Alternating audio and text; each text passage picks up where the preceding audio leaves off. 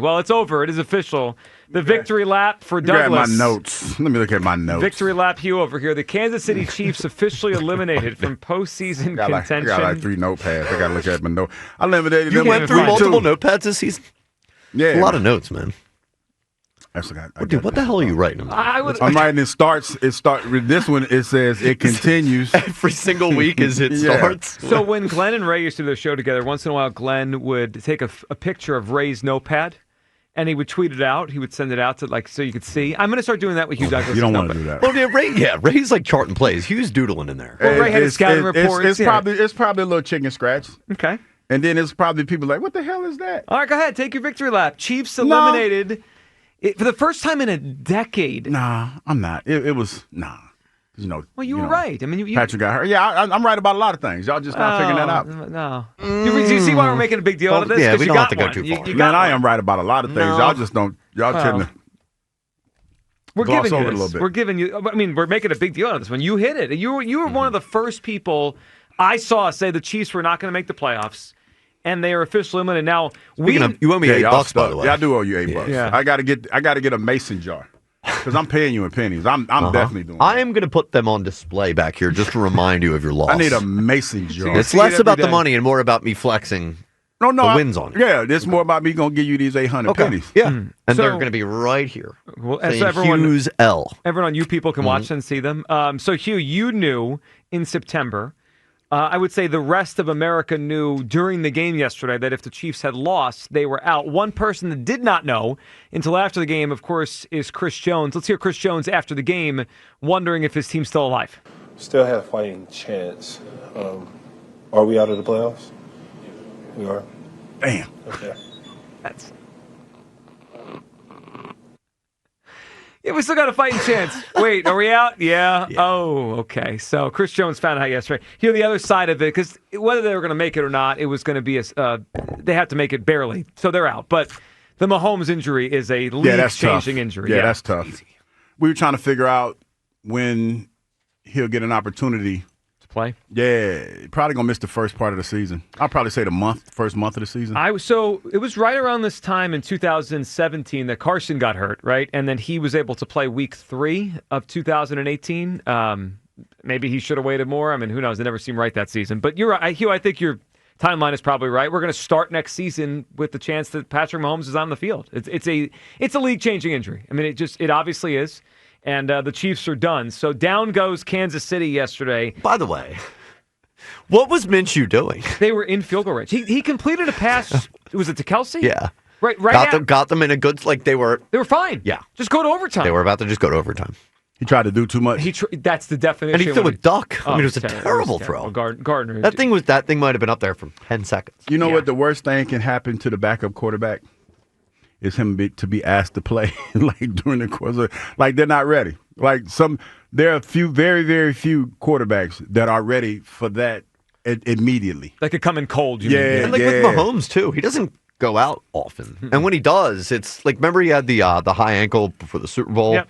He's like one of those bionic athletes. He probably was in there what the hell? When they called his name, Gardner, oh man! I know it was the non-contact, the awkward thing.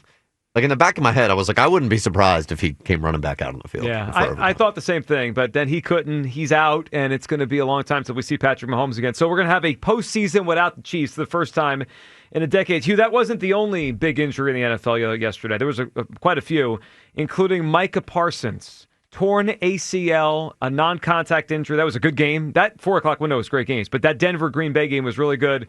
Hugh, Micah Parsons goes down. And this one affects the Eagles more than the Chiefs one. I mean, the Chiefs one, potentially we could have saw them in a Super Bowl again, but that's probably unlikely. Hugh, this Parsons one is huge because that was their difference maker, right? That was the guy they went and got. Because I look at the Packers, and they're still probably going to make the playoffs. Yeah. And they're still pretty good. But without Parsons, to me, they're the same team they were last year that we beat twice. Parsons was their difference maker. It's why their defense had taken a jump up. Without him, I don't give the Packers much of a chance to get to the Super Bowl. Yeah, he was a huge part of that by him being hurt, man.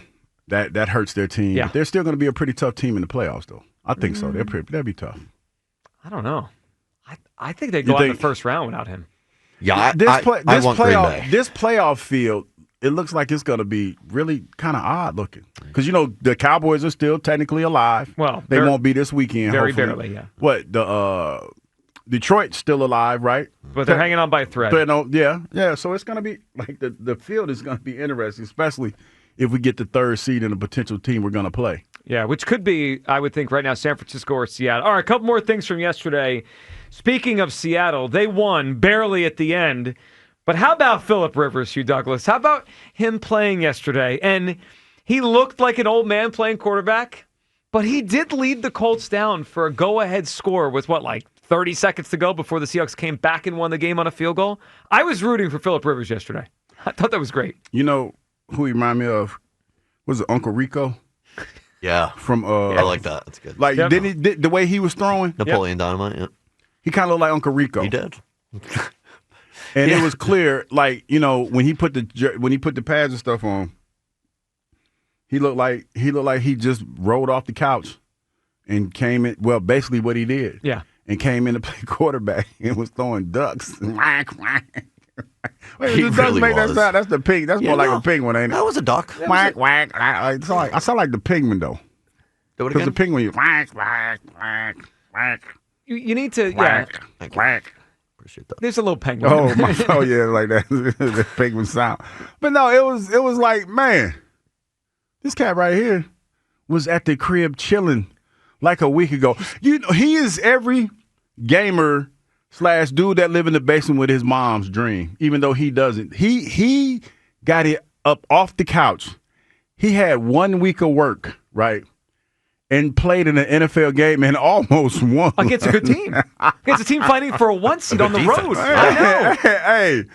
Hey, that is crazy. Think about that. And that's why I think Hugh could have gone out there and got a sack. Nah, he yesterday. wouldn't. Nah. You're not that much older. Man, listen. Yeah, what? 10 years, Joe? Wait a second. He was drafted. You were still in the league. Man, listen, I ain't about to even play myself like that. I'm just saying. All right. The other big one yesterday as we look around the NFL, how about that comeback from the Buffalo Bills, down 21-0? I mean, when they were down 21-0, the Patriots were about to clinch the division. I mean, that was going to be it. And then Buffalo comes roaring back, 5 straight touchdowns on 5 straight possessions. Let me see what that Josh Allen hate looked like before he was when he was down. My goodness gracious. He put himself back in the MVP conversation yesterday with that one. That was a Hugh, I know we do this stuff all the time, and it's when you look at quarterbacks and who the best player is and who the best quarterback is, right? You always say this. There's like that combination of what you're doing now versus your resume, right? Mm-hmm. And no one has Patrick Mahomes' resume. Nobody. But I tell you, most weeks when I watch the NFL over the last year or so, I think the best player is Josh Allen in the whole NFL. I mean, that comeback yesterday was insane. He's had a few of those, though. Man. He's had a few of those. Is this their year? You mentioned how weird Mahomes is out. I know. Lamar might not make the playoffs, and he hasn't looked right all year. Let me look at the AFC. Well, it's good. You know what I'm thinking? It looks like Denver's the 1 seed. I was about to say that. Like, Denver might be New England. Denver, New England. But Buffalo could catch New England now. They're only a game back. I'm saying, though, Yeah, it just like feels... I don't know. Denver was just in the playoffs last year, but it feels like them and New England are still like young and experienced. Yep. I mean, if I'm them, I would not want to see Josh It feels Allen. wide open with Patrick out. It does. And Josh probably feeling like, it might be his year. But I don't think so. I feel like right now, I'm feeling Denver. Like off the top. AFC Championship game. I don't know if I trust Knicks fully. No, he played well yesterday. Yeah. But I agree with you. Well, do you know the last time they lost a game? The week before they came here in September. They hadn't lost in September. We woke the Broncos up. I guess so. Fourth quarter. Man, listen. Right now, I'm thinking Denver, and I don't out of the NFC. I don't know who out of the NFC. Well, I mean, if I had to say right now, the Rams are the favorite. What do you think the toughest conference is this year? The NFC. NFC. NFC. Okay. I mean, the Lions, who I still think are pretty good, are not in the playoff field right now. Okay. Like if you put the Lions in the AFC, I think they'd be one of the better teams. I know we do it. I'm trying to think. Do I agree with that? The Rams are scary because the defense is playing well. And Stafford. Dude that had Tidy back at the beginning of the year. Is he making that up to get out of training camp? That's been awesome. What's going on? Yeah. Yeah, I mean, I feel like it's going to be Denver It's going to be Denver. I think Denver represents the AFC. Right now, at a blush, I think Denver represents the AFC. Yeah, if you asked me to make a bet right now, I'd probably agree with you. Though I think Buffalo's dangerous, but I would probably go Denver. NFC, the Rams look like the best team. The Eagles have a fighting chance if their defense plays well, and Jalen plays the way he did yesterday. They have a real fighting chance.